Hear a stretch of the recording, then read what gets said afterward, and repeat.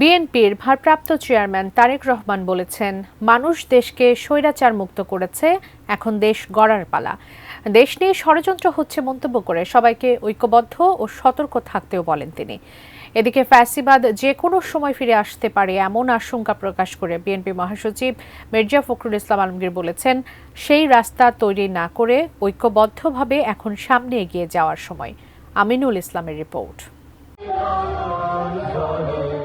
বৃহস্পতিবার বিকেলে লালমনিরহাট বড়বাড়ির শহীদ আবুল কাশেম মহাবিদ্যালয় মাঠে শহীদ জিয়া স্মৃতি ফুটবল টুর্নামেন্টের ফাইনাল খেলার আয়োজন করা হয়। যা তৈরি করতে হবে আমাদের ভবিষ্যৎ প্রজন্ম।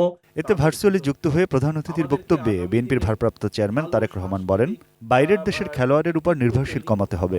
যেই খেলাগুলো আন্তর্জাতিক পর্যায়েও জনপ্রিয়, এরকম ৮-১০টি খেলাকে আমরা বাছাই করব এবং বাছাই করার মাধ্যমে এই দেশের মানুষের ভেতর থেকে, দেশের সন্তানদের ভেতর থেকে আমরা বের করে নিয়ে আসার চেষ্টা করব কারা সেই খেলাগুলোতে ভালো করতে পারবে। তাদেরকে আমরা সরকারের পক্ষ থেকে ট্রেনিং দিব, তাদেরকে আমরা জাতীয় এবং আন্তর্জাতিক মানের করে গড়ে তোলার চেষ্টা করব। আগামীতে দলমত নির্বিশেষে সবাইকে সাথে নিয়ে একটি নতুন বাংলাদেশ গড়তে চান তারেক রহমান। সেখানে সবাইকে যোগ্যতার ভিত্তিতে মূল্যায়ন করা হবে বলেও জানান তিনি।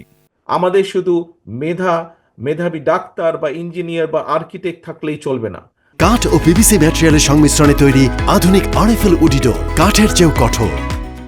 আগামী দিনে আমাদেরকে অবশ্যই মেধাবী অর্থাৎ প্রফেশনাল খেলোয়াড় তৈরি করতে হবে, যা তৈরি করতে হবে আমাদের ভবিষ্যৎ প্রজন্ম তাদের ভেতর থেকে।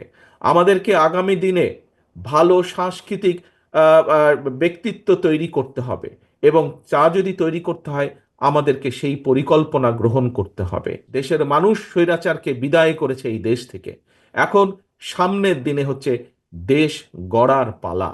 এদিকে সকালে জাতীয় প্রেস ক্লাবে জাতীয় কবিতা পরিষদ আয়োজিত রাষ্ট্র পুনর্গঠনের লেখক শিল্পীদের ভূমিকা নিয়ে মতবিনিময় সভায় বক্তব্য দেন বিএনপি মহাসচিব মির্জা ফখরুল ইসলাম আলমগীর।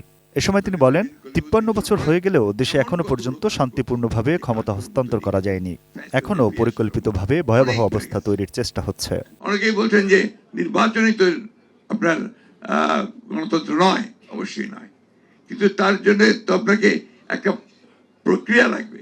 সেই প্রক্রিয়ার মধ্যে যদি আমরা না যাই তাতে আমরা সেই জায়গায় পৌঁছতে পারবো না। আমরা দুর্ভাগ্যজনকভাবে এমন কতগুলো কাজ করছি যে কাজগুলোর মধ্যে দিয়ে কিন্তু ফ্যাসিবাদের ফিরে আসার সম্ভাবনা অনেক বেড়ে গেছে। Aminul Islam, ATN news, Dhaka.